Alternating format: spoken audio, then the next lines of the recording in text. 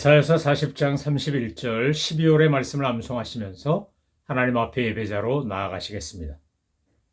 오직 여호와를 앙망하는 자는 새 힘을 얻으리니 독수리가 날개치며 올라감 같을 것이요 다른 박질하여도 곤비하지 아니하겠고 걸어가도 피곤하지 아니하리로다. 아멘. 찬송가 86장 내가 늘 의지하는 예수. 우리 함께 그 예수님 의지하는 심정으로 찬양하며 고백하시겠습니다.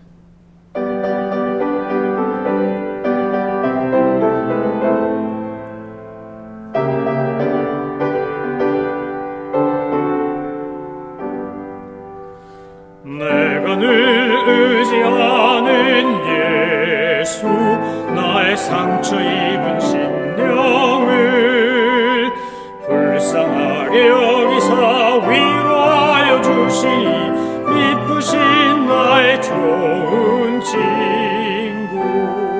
내가 의지하는 예수, 나의 사모하는 친구. 나의 기도 들으사 응답하여 주시니 미쁘신 나의 좋은 친구. 주의 손 의지하고 살 때 나를 해할 자가 없도다. 주님 나의 마음을 크게 위로하시니 미쁘신 나의 좋은 친구. 내가 의지하는 예수, 나의 사모하는 친구. 나의 기도 들으사 응답하여 주시니 미쁘신 나의 좋은 친구. 내가 요단강 건너가며 마음이 두려워서 떨 때도 주가 인도하시니 어찌 두려워하랴. 미쁘신 나의 좋은 친구. 내가 의지하는 예수, 나의 사모하는 친구. 나의 기도 들으사 응답하여 주시니 미쁘신 나의 좋은 친구. 이후 천국에 올라가서 모든 성도들과 다 함께 우리들을 구하신 주를 찬양하리라. 미쁘신 나의 좋은 친구. 내가 의지하는 예수, 나의 사모하는 친구. 나의 기도 들으사 응답하여 주시니 미쁘신 나의 좋은 친구. 하나님께서 오늘 우리에게 주신 말씀은 이사야서 43장입니다. 이사야서 43장은 크게 세 부분으로 나눌 수 있습니다. 1절로 13절까지의 내용과 14절로 21절의 내용, 그리고 22절로 28절까지의 내용입니다. 이사야서 40장부터 48장에 이르는 부분은 이사야 후반부, 이제 여호와의 소망적 언약에 대한 이야기를, 회복의 이야기를 들려주는 부분에서 서두이지만 이 이사야서 40장부터 48장까지의 내용을 읽으면 우리에게 얼마나 큰 위로와 용기와 하나님의 사랑을 느끼게 해주는 따뜻함이 오는지 모릅니다. 오늘 43장에서도 1절에서 주님은 이렇게 말씀하십니다. 야곱아, 너를 창조하신 여호와께서 지금 말씀하시느니라. 이스라엘아, 너를 지으신 이가 말씀하시느니라. 너는 두려워하지 말라. 내가 너를 구속하였고 내가 너를 지명하여 불렀나니 너는 내 것이라. 저는 43장 1절을 읽을 때마다 가슴이 정말 터질 듯이 감격스럽고 눈물이 납니다. 왜냐하면 하나님께서 나를 보고 말씀하시기를 너는 내 것이다 이렇게 말씀하시기 때문입니다. 여러분, 우리가 세상을 살면서 모든 사람들이 공통적으로 갖고 있는 감정, 소망 중에 하나가 뭡니까? 누군가로부터 인정받고 사랑받고 내 것이라고 정말 소중하다고 이야기하는 것을 듣고 싶고 그런 사랑을 받으며 살고 싶습니다. 이것은 모든 사람이 다 공통적인 겁니다. 그런데 하나님께서 1절로 13절에서 뭐라고 말씀하시는 겁니까? 성도는 하나님이 선택한 이스라엘, 오늘날의 성도는 하나님의 소유다. 하나님께서 택하신 존재다. 베드로전서 2장 9절에서 말씀하신 것처럼 너는 택한 백성이요 왕같은 제사장이요 거룩한 나라요 소유된 백성이다 라고 말씀하신 그의 내용을 지금 이사야서 43장 1절에서 이렇게 선포하고 있는 겁니다. 지렁이 같고 정말 보잘것없는 나를 하나님께서 창조하셨고 그리고 나를 바라보시며 말씀하신다는 겁니다. 두려워 말라. 내가 너를 구속하였고 내가 너를 지명하여 불렀나니 너는 내 것이다. 여러분, 성도는 하나님의 이런 너는 내 거다, 너는 내 소유다 라고 하는 이런 이야기를 듣는 존재라는 사실 하나만으로도 우리는 세상을 얼마든지 넉넉하게 믿음으로 승리하며 살아갈 수 있습니다. 여러분, 선민 이스라엘이 회복되는 거나 성도들이 회복되는 이유가 무엇입니까? 그것은 나의 노력이나 행위에 달려있지 않습니다. 만약에 우리가 거룩한 행동과 하나님 보실 때 또 사람들 볼 때 합당하고 존경할 만한 행위가 그런 구원과 회복의 근거라고 한다면 저를 포함하여 우리 모두는 누구도 구원받지 못하고 누구도 온전한 회복을 경험하지 못할 겁니다. 왜냐하면 우린 다 누구나 연약하고 약점이 있고 실수가 있고 허물이 있고 잘못이 있기 때문입니다. 그런데 주님은 우리를 그런 나의 기준으로 보지 아니하시고 하나님께서 나를 지으시고 창조하신 하나님께서 내가 너를 지명하여 불렀다. 너는 내 것이다. 이렇게 말씀해 주신다는 겁니다. 여러분, 성경을 읽다가 가슴이 콱 메이고 눈물이 나는 대목들이 여러 곳 있지 않습니까? 저는 43장 1절부터 시작하여 28절까지의 말씀을 읽는 동안에 늘 그런 감동과 감격에 사로잡힙니다. 하나님이 날 보고 너는 내 거야 이렇게 얘기하신다는 겁니다. 이게 얼마나 감사한지. 뿐만 아닙니다. 하나님 어떻게 얘기하십니까? 내가 너를 보호한다고 말합니다. 물 가운데 지날 때도 불 가운데 지날 때도 물이 너를 삼키지 못하고 불이 너를 사르지 못할 거다. 불꽃이 너를 사르지 못하리니 대전하는 여호와 네 하나님이요 이스라엘의 거룩한 이요 내 구원자임이라.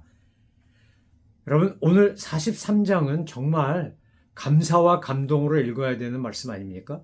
구약 속의 신약이라고, 구약 속의 복음서라고 할 만큼 하나님께서는 이사야를 통해 지금 이렇게 놀라운 약속을 예언하고 있는 겁니다. 성도는 하나님의 절대적 보호를 받는 존재입니다. 그래서 우리가 사망의 음침한 골짜기를 가도 해받음을 두려워하지 않습니다. 어느 곳에서 어떤 상황 속에 있어도 우리가 좌절하거나 낙심하지 않습니다. 왜요? 하나님께서 물 가운데 있든 불 가운데 있든 낮에 달이건 낮에건 밤에 달이건 무엇이 되었든지 간에 우리를 보호하신다고 약속하셨기 때문입니다. 그리고 주님은 우리에게 이제 그렇게 보호하고 그렇게 사랑받기 때문에 하나님께서 우리에게 원하시는 게 있습니다. 자, 7절 말씀해 보니까 이렇게 되어 있습니다. 내 이름으로 불려주는 모든 자 곧 내가 내 영광을 위하여 창조한 자를 오게 하라. 그를 내가 지었고 그를 내가 만들었느니라. 하나님께서 우리를 창조하셨고 우리를 만드셨는데 뭘 때문에 창조하셨다는 거예요? 내 영광을 위하여 창조한 자를 오라 이렇게 말씀하십니다. 여러분, 우리가 성도로서 신앙인으로서 바르게 산다면 우리의 삶의 목표와 목적은 뭡니까? 하나님의 영광을 위해서입니다. 성도는 하나님의 영광을 위해서 사는 존재입니다. 하나님께서 놀랍게 보호하신 이야기가 성경에 많이 나옵니다. 하지만 때로는 홍해가 갈라지고 다니엘이 사자굴에서 건짐을 받고 사드락과 메삭과 아벳느고가 풀무불에서 건짐을 받고 이런 일만 있었던 건 아닙니다. 성경에 보면 이사야, 예레미야, 수많은 스데반 얼마나 많은 사람들이 돌에 맞아 죽고 토백혀 죽고 순교를 당하고 초대교회 사람들이 얼마나 많이 핍박을 받으며 그렇게 형장의 이슬로 비참하게 목숨을 잃어가며 신앙 때문에 죽었습니까? 그런데 그것은 결국 다 무엇 때문이었습니까? 하나님이 보호하지 않았기 때문에? 하나님의 소유가 아니라서? 아닙니다. 그들은 순교를 통하여 고난을 통하여 하나님의 영광을 드러냈습니다. 그러니까 스데반이 돌에 맞아 죽을 때 그가 그렇게 천사 같은 얼굴을 하고 순교하는 것을 보고 이미 바울이 사울일 때 그 마음에 큰 금이 간 겁니다. 큰 울림이 있는 겁니다. 아니, 어떻게 저 사람은 돌에 맞아 죽어가는데 자기를 돌로 쳐 죽이는 사람들을 향해 이들이 하는 것을 알지 못하니 용서해달라고 기도할 수가 있지? 이를 바득바득 깔고 내가 원수 갚을 거야, 두고 봐라, 내가 죽어서라도 결코 너희들을 잊지 않을 거야, 이러고 저주를 퍼부어도 모를 것 같은데 아버지, 저들이 하는 것을 알지 못하니 용서해달라고. 예수님이 십자가에 사셨던 그 기도처럼 그렇게 스데반이 그런 기도를 하고 죽지 않습니까? 그렇게 순교하지 않습니까? 여러분, 다니엘이 사자굴에서 건짐을 받은 것만 영광이 아니고 그렇게 순교하면서 진리를 외치고 사랑이 뭔지를 보여주는 것이 더 큰 영광인 겁니다. 우리는 하나님의 소유된 존재입니다. 성도란 얼마나 고귀한 존재입니까? 하나님이 내 거라고 말씀하시니까요. 뿐만 아니라 하나님이 보호하신다고 하십니다. 그러나 때로 우리가 내 기대와 어긋나는 어려움과 환난을 당한다 할지라도 그것을 통해 도리어 하나님의 영광이 드러난다면 우리가 주기철 목사님이나 손양원 목사님 같은 분들을 왜 기억합니까? 그분들이 정말 잘 먹고 잘 살고 장수하고 유명하고 명예와 권력을 가졌기 때문입니까? 아닙니다.